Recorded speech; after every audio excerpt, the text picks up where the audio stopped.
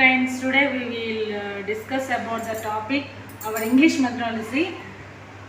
The most important topic, this is approaches, methods and techniques of teaching English. మనకి ఈ topic నుంచి mostly 5 to 6 marks వస్తాయి in our TET or DSC. This is the most important. First మనం methodology, English methodology టాపిక్లో first మనం learn చేయాల్సిన టాపికే approaches, methods and techniques. we will discuss this today. Who is the pioneer of these words, approach, methods and techniques? మనకి first ఈ వర్డ్స్ని introduce చేసింది Edward Anthony. Who pioneer of these words? Edward Anthony in 1965 for B.Ed. In our B.Ed books, 1965, for D.Ed 1963. Just you remind me, who is the pioneer of the approaches, methods and techniques? This topic is introduced by Edward Antony. This is most important. Some keywords. First of all, we learn the definitions of approaches. What is the approach, what is the method and what is the technique? This is the simple diagram about to learn to these topics. We will understand this one. We will deal with remain topics. First, this is the approach. Approach is the lengthy topic, method is the subtopic and technique also subtopic in method. So what we understand, technique is depend on method is depend on approach. What is the approach? First we learn it. అంటే English లాంగ్వేజ్ని learn చేయాలి అంటే teach చేయాలి అంటే first మనం deal చేయాల్సిన topic approach. Approach means A set of assumptions. Assumptions means a set of assumptions means imagines. Approach assumptions means set of imagines. Like it approaches deals with different theories about the nature of language, how the language learned. Approaches deals with how the language learn. అంటే మనం ఒక లాంగ్వేజ్ని ఎలా నేర్చుకోవాలి అని చెప్పేదే approach.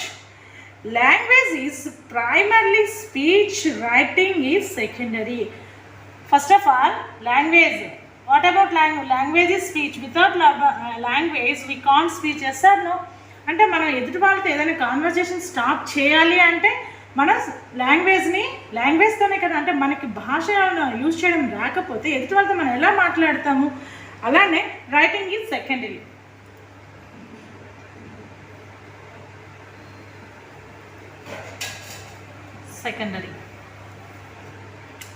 Okay, what is the definition of approach? Approach is dealt with the theory and practice, A set of assumptions and how the language learn. అంటే లాంగ్వేజ్ని ఎలా నేర్చుకోవాలి అని చెప్పేదే approach. Next, oral practice is the first step of language. అంటే మనకి అప్రోచ్లో first మనం emphasize చేసే topic and we totally emphasises to the oral practice. Oral activity is the most important place in approaches, and it is totally, approach is totally dealt with curriculum. What is the curriculum? Curriculum is the total overall topic. అంటే ఒక academic ఇయర్లో మనం teach చేయాల్సిన subjects అన్నింటి గురించి learn చేయడాన్నే curriculum అంటారు. Syllabus అంటే only textual. అంటే ఫర్ ఎగ్జాంపుల్ అది సైన్స్ టెక్స్ట్ అవ్వచ్చు, సైన్స్ అవ్వచ్చు. సిలబస్ అంటే అది సైన్సా, మ్యాథ్స్, సోషల్, ఇలా డిఫరెంట్ ఒక్కొక్క టాపిక్ గురించి లెర్న్ చేసేదాన్ని సిలబస్ అంటారు. కరికులం అంటే ఈ approach totally deals with curriculum. Curriculum means total academic overall plan. This is overall plan. So approaches deals with overall plan. So approaches is deals with the relation between theory and practice. అంటే మనం ఏదైనా subject యొక్క main definitions వాటిని learn చేయడము, వాటిని practice చేయడమే approaches అని అంటారు. సింప్లీ మనకి ఏంటంటే how the language is learned, అంటే ఎలా నేర్చుకోవాలి, ఒక లాంగ్వేజ్ని మనం ఎలా నేర్చుకోవాలి అని చెప్పేదే approaches. Once again I repeat this topic. Approaches means simply how the language learned, మన ఎలా నేర్చుకోవాలి. It's totally deals with curriculum and it is a relation between theory and practice. Approaches means a set of assumptions. మనం ఏదైనా ఒక సబ్జెక్ట్ని కానీ ఒక లాంగ్వేజ్ని కానీ నేర్చుకోవాలంటే టోటల్ డిఫరెంట్ ఎజంప్షన్స్ అంటే ఎఫర్ట్స్ అన్ని కూడా వస్తాయి. డిఫరెంట్ ప్రయత్నాలు చేస్తాం, ఇమాజిన్ చేసుకుంటాం అంటే మన ఆ లాంగ్వేజ్ని ఎలా నేర్చుకోవాలి అనేసి. This is the approach. Second method means మన ఏదైనా ఒక థియరీని, ఒక ప్రాబ్లమ్ని ఏదైనా సాల్వ్ చేయాలంటే we follow to different method. So this is the overall plan. ఇది హౌ ద అంటే అప్రోచెస్ అంటే how the language learned. Method means how the language thought, అంటే ఎలా చెప్పాలి, ఒక లాంగ్వేజ్ని మనం ఎలా టీచ్ చేయాలి స్టూడెంట్కి అని చెప్పేదే మెథడ్స్. మనం ఏదైనా ఒక కొత్త టాపిక్ని స్టూడెంట్కి టీచ్ చేసే డిఫరెంట్ ప్రొసీజర్స్, డిఫరెంట్ అంటే మెథడ్స్ని మనం ఫాలో అవుతూ ఉంటాం. అందరికీ ఒకే మెథడ్లో అర్థం కాదు. So method is overall plan. It tells about how the language taught సిస్టమాటిక్గా ఒక లాంగ్వేజ్ని ఒక స్టూడెంట్కి ఎలా టీచ్ చేయాలి అని చెప్పేదే method. It is so approaches is a set of assumptions, method is a set of procedures. So you need to make the differentiation. Once again I repeated this.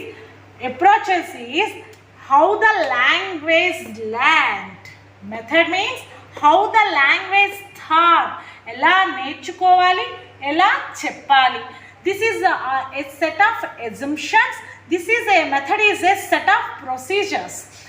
Approaches is theory, deals with the theory and practice, deals with the relation between theory and practice. Method is it is an overall plan.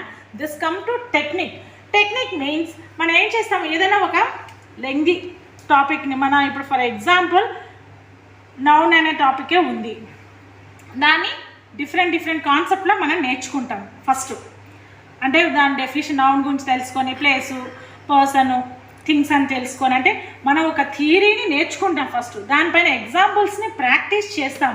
అంటే ఒక్కొక్క teacher ఒక్కొక్క వేలో ఇదే టాపిక్ని మనకి teach చేస్తారు. అంటే వాళ్ళు స్టూడెంట్స్కి డిఫరెంట్ మెథడ్స్లో మనకి చెప్తారు, ఒక స్టూడెంట్కి చెప్తారు. ఈ అప్రోచ్ మన మెయిన్ టాపిక్ అప్రోచ్ది నౌన్. ఈ నౌన్ని డిఫరెంట్ మెథడ్స్లో స్టూడెంట్స్కి ఎక్స్ప్లెయిన్ చేస్తారు. సో టెక్నిక్ అంటే it is the strategy used by teacher in class రూమ్లో అంటే పిల్లలకి ఎలా అర్థం కావాలో ఈ నౌన్ అనే టాపిక్ని మనం ఒక ఓవరాల్ ప్లాన్ చేసుకొని ఒక పిల్లాడికి ఎలా అర్థం అవ్వాలో, ఈజీగా ఎలా ఎక్స్ప్లెయిన్ చేయాలో వాడికి అర్థమవుతుందని చెప్పేదే technique. So technique is a strategy used by teacher in the class room. Next it tells how a thing is done in the class room. అంటే టోటల్ క్లాస్ రూమ్ యాక్టివిటీ అన్నీ కూడా టెక్నిక్లోకే వస్తాయి. చూడండి చాలా ఈజీ. అప్రోచ్ అనేది how the language learned, how the language teach. ఇది class రూమ్లో strategy, అంటే టీచర్ యూజ్ చేసే మనకి ఒక టాపిక్ గురించి టీచర్ ఎలా టీచ్ చేస్తాడు అంటే classroom activity based on activities అన్నీ కూడా టెక్నిక్సే. సో అప్రోచ్ మనకి సింపుల్ ఏంటంటే టెక్నిక్స్ దేనికి మెథడ్ పైన, మెథడ్స్ అనేవి అప్రోచెస్ పైన డిపెండ్ అయి ఉంటాయి. Now we discuss about the methods. ఎందుకంటే మనకి టెక్నిక్స్ మెథడ్ పైన డిపెండ్ అవుతాయి. మెథడ్స్ అనేవి అప్రోచెస్ కదా, సో మనం మెథడ్స్ నేర్చుకుంటే ఆటోమేటిక్గా మనకి అప్రోచెస్కి దీనికి ఇంటర్లింక్ అయి ఉంటుంది. డిఫరెన్స్ అనేది ఈజీగా తెలుస్తుంది. మెథడ్స్ మనం నేర్చుకున్నాక అప్రోచెస్ నేర్చుకుందాము. First we talk about methods. Methods are 4 types of methods we have.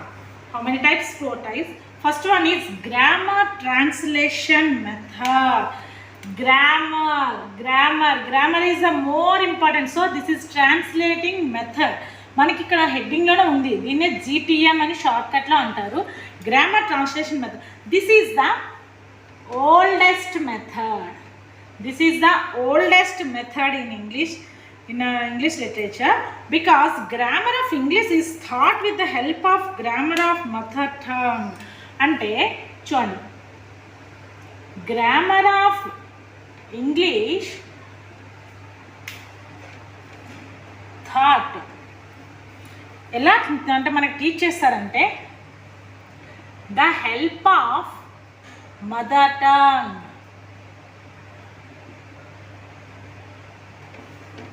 అంటే grammar translation method is the oldest method. In this method grammar of English thought the help of mother tongue. అంటే మన mother tongue అని యూషెస్ చేసి English గ్రామర్ని మనకి teach చేస్తారు. అంటే English grammar అనేది మన మదర్ టంగ్లోకి ట్రాన్స్లేషన్ చేయబడుతుంది. That is the grammar translation method. Grammar translate చేయబడుతుంది into the mother tongue. So pioneer of grammar దీన్ని ఎవరైతే మనకి ఇంట్రడ్యూస్ చేసింది ఎవరంటే జేవి మెడంగర్. మనకి గ్రామర్ ట్రాన్స్లేషన్ మెథడ్ని ఇంట్రడ్యూస్ చేసింది జేవి మెడంగర్. సో కొన్ని ఈ గ్రామర్ ట్రాన్స్లేషన్ మెథడ్కి అదర్ నేమ్స్ కొన్ని ఉన్నాయి. అంటే డిఫరెంట్ నేమ్స్తో దీన్ని అంటారు. ఏంటంటే traditional method, next deductive method, next unnatural method, next classical method, next German method, next Anglo-German method.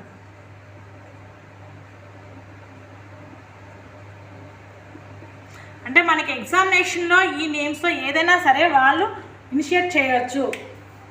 So other names of the grammar translation method is this is traditional method. Deductive means rules to examples.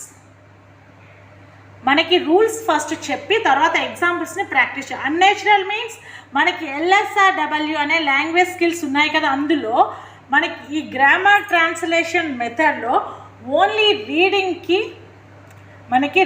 రైటింగ్కి importance ఇస్తారు. So మనకి ఏ method అయినా సరే LSRWని follow అయితే అది natural method అవుతుంది. Only రెండింటినే follow అయితే దాన్ని unnatural method అని అంటారు.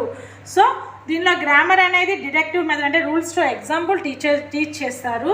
So this is deductive method. Unnatural ఎందుకంటే ఓన్లీ రీడింగు రైటింగ్కే దీంట్లో ఇంపార్టెన్స్ అనేది ఉంటుంది. ఎందుకంటే గ్రామర్ని ట్రాన్స్లేట్ చేస్తారు. అంటే ఇంగ్లీష్ లాంగ్వేజ్ని మదర్ టంగ్తో టీచ్ చేయడం వలన నేర్చుకున్న పిల్లాడికి కొత్తది నేర్చుకున్నాననే ఇంట్రెస్ట్ అనేది ఉండదు. ఎందుకంటే మనకు తెలిసిన లాంగ్వేజ్లో టీచ్ చేస్తే వాళ్ళ కాన్సన్ట్రేషన్ అనేది అటెన్షన్ పే చేయలేదు, మనకి తెలిసిందే కదా అనేసి.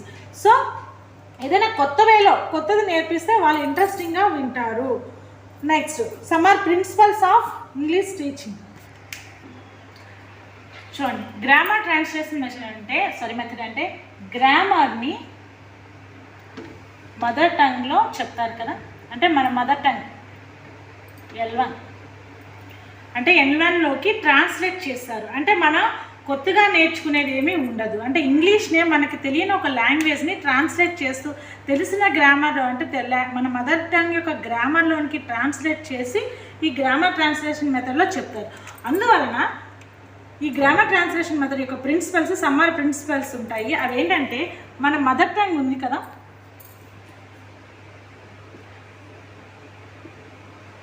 Mother tongue dominates teaching of English. అంటే ఇంగ్లీష్ లాంగ్వేజ్ని మన మదర్ టంగ్ డామినేట్ చేస్తుంది. Every word, second one, every word in English translated into mother tongue.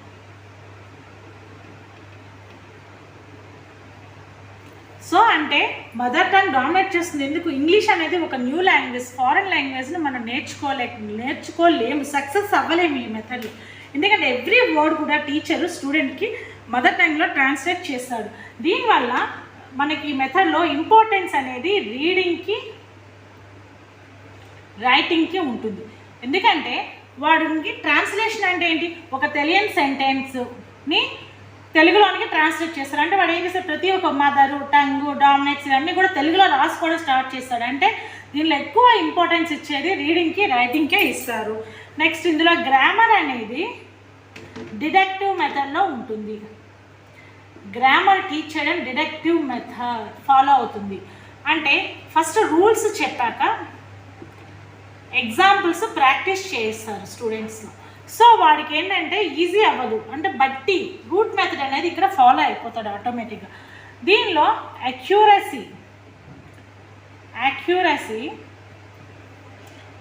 అనేది జస్ట్ మనకి గ్రామర్ ట్రాన్స్లేషన్ మెథడ్లో యాక్యూరసీ అనేది ఎక్కువ ఎంఫసైజ్ చేయబడుతుంది.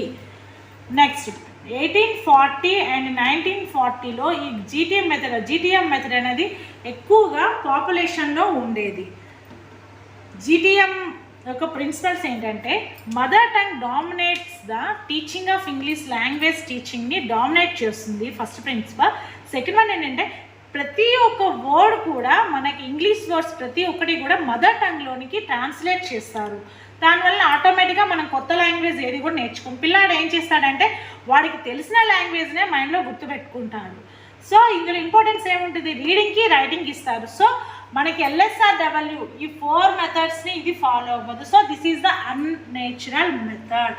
సో నెక్స్ట్ గ్రామర్ అనేది డిడక్టివ్ మెథడ్ని ఫాలో అవుతుంది. అంటే రూల్స్ చెప్పేసి పిల్లలకి మనకి సర్టన్ ఎగ్జాంపుల్స్ ఇస్తే వాళ్ళ ఎగ్జాంపుల్స్ రూల్ చదివేసి, అంటే సబ్జెక్టు, వెర్బ్, ఆబ్జెక్ట్ అని చెప్పాం అనుకోండి, ఇంకా సబ్జెక్టు, వెర్బ్, ఆబ్జెక్ట్ అని ఇంకా ఈ సింటాక్స్ని ఫాలో అయ్యే ఎగ్జాంపుల్స్ వాళ్ళు ఫామ్ చేస్తారు.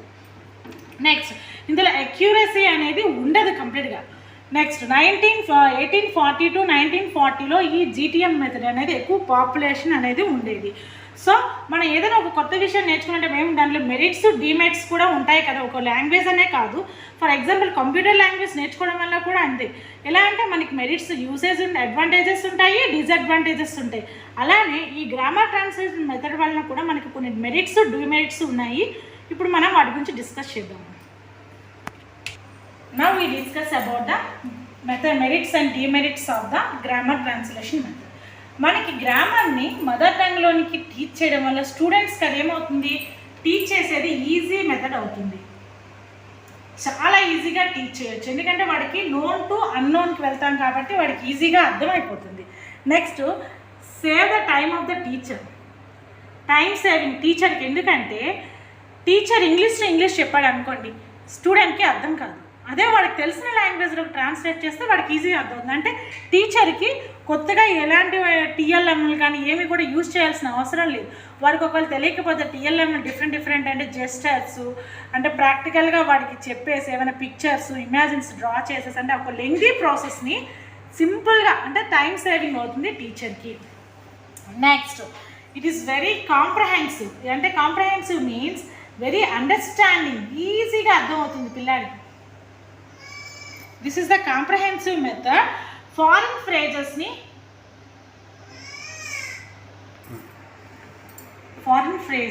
easily understand.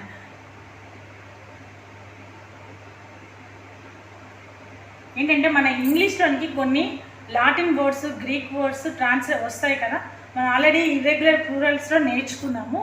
సో అలాంటి ఫారిన్ లాంగ్వేజెస్, లాటిన్ వర్డ్స్ని, గ్రీక్ వర్డ్స్ నేర్చుకునేటప్పుడు ఈ గ్రామర్ ట్రాన్స్లేషన్ మెథడ్ అనేది మనకి యూస్ఫుల్ అవుతుంది. నెక్స్ట్ ఇవి మెరిట్స్ ఒకసారి డిస్కస్ చేద్దాము. ఈజీ మెథడ్, ఎందుకంటే పిల్లాడికి మదర్ టంగ్లోనికి గ్రామర్ అనేది ట్రాన్స్లేట్ చేయడం వల్ల అది ఈజీగా అర్థం అవుతుంది. Next save the time of టీచర్కి అంటే ఒక లాంగ్వేజ్ అనే కాదు, వేరే ఏ సబ్జెక్ట్ అయినా సరే మదర్ టంగ్లో ట్రాన్స్లేట్ చేయడం వల్ల పిల్లాడికి ఈజీగా అర్థమయ్యేటట్లు చెప్పచ్చు. ఆయనకి ఎక్స్ట్రా టైం అనేది అవసరం లేదు. సో ఇట్స్ వెరీ కాంప్రహెన్సివ్, అంటే ఈజీగా అర్థమయ్యే మెథడ్ ఇది. ఫారిన్ ఫ్రేజెస్ కూడా ఈజీగా పిల్లాడికి నేర్పించవచ్చు అంటే మనకి లాటిన్ వర్డ్స్, గ్రీక్ వర్డ్స్ అనేవి ట్రాన్స్లేట్ చేయడం వల్ల వాడికి ఈజీగా అర్థమవుతాయి. నెక్స్ట్ ఇప్పుడు డిమెరిట్స్ గురించి డిస్కస్ చేద్దాం. డిమెరిట్స్ ఏంటంటే ఇది ఒక unnatural method.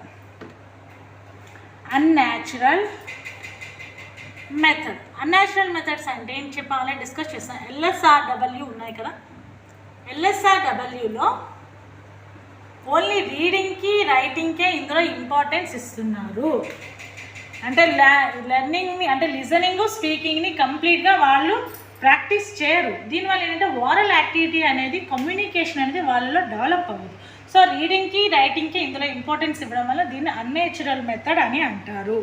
Next there is no fluency. పిల్లాడికి ఫ్లూయెన్సీ లాంగ్వేజ్ పైన, ఇంగ్లీష్ పైన ఫ్లూయెన్సీ అనేది రాదు. ఎందుకంటే వర్డ్ టు వర్డ్ మనం తెలుగు అంటే మదర్ టంగ్, తెలుగు అని కాదు వాళ్ళ మదర్ టంగ్లోకి మనం ట్రాన్స్లేట్ చేయడం వల్ల వాడి మదర్ టంగ్నే వాడు నేర్చుకుంటాడు. So there is no fluency in this language. Oral practice మనం ఏదైనా లాంగ్వేజ్ని గెయిన్ చేయాలంటే oral practice is the most important role in that. Sir oral practice ఉంటేనే కదా మనం ఆ లాంగ్వేజ్ని గెయిన్ చేయడం గల. సో ఈ GTM మెథడ్లో ఓరల్ ప్రాక్టీస్ అనేది నెగ్లెక్ట్ చేయబడుతుంది. Next this is uninteresting method. Uninteresting method ఎందుకు అవుతుందంటే పిల్లాడికి కొత్తగా నేర్చుకున్నాను అంటే ఏదైనా పిల్లాడికి తెలియని విషయాలు చెప్తే ఓకే ఇది టీచర్ ఏదో కొత్త విషయం నేర్పిస్తుందని ఇంట్రెస్టింగ్ అటెన్షన్ అనేది పే చేస్తారు. కానీ మనం ఎప్పుడైతే ట్రాన్స్లేషన్ అనేది వాడికి అలవాటు చేస్తామో ఇది ఈజీలే. ఫర్ ఎగ్జాంపుల్ మీకు ఆల్రెడీ చెప్పా కదా, సబ్జెక్టు ఆబ్జెక్టు వెర్బులు అంటే సబ్జెక్టులు అన్నీ, ఇంకా సబ్జెక్ట్ దగ్గర సబ్జెక్టులు, అంటే వెర్బ్ దగ్గర వెర్బు, ఆబ్జెక్ట్ ఇలానే ఫాలో అవుతాడు. సో వాడికి కొత్తగా ఒక సెంటెన్స్ మనం ఎగ్జాంపుల్ ఇస్తే రిమైనింగ్ అని వాడు రీప్లేస్ చేస్తూ పోతాడు. So this is an interesting method. అయితే ఈ స్టేజ్లో స్టూడెంట్స్ ఏం చేస్తారంటే స్టూడెంట్స్ ప్యాసివ్ స్టేజ్లో ఉండిపోతాడు. అంటే యాక్టివ్ మోడ్లో కంప్లీట్గా స్టూడెంట్ అనేది ఉండడు ఇందులో. ఎందువల్లంటే వాడికి ఇంట్రెస్ట్ ఎప్పుడైతే లేదో అటెన్షన్ పే చేయడు. సో ఆ ఇంగ్లీష్ లాంగ్వేజ్ పైన కమాండింగ్ అనేది వాడు కంప్లీట్గా ఫ్లూయెన్సీనే ప్రాక్టీస్ చేయడు. సో మనకి no habit of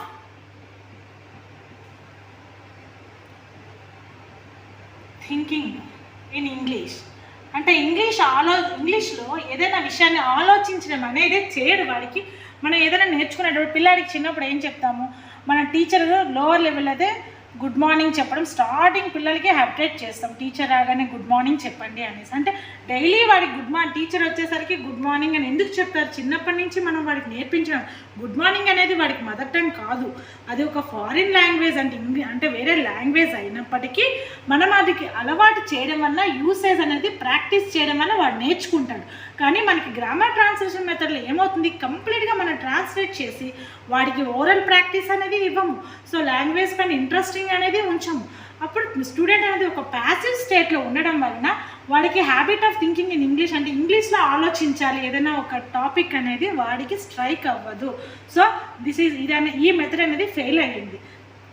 next we talk about the direct method. So thanks for watching my videos. Please subscribe to Ramesh Tutorials.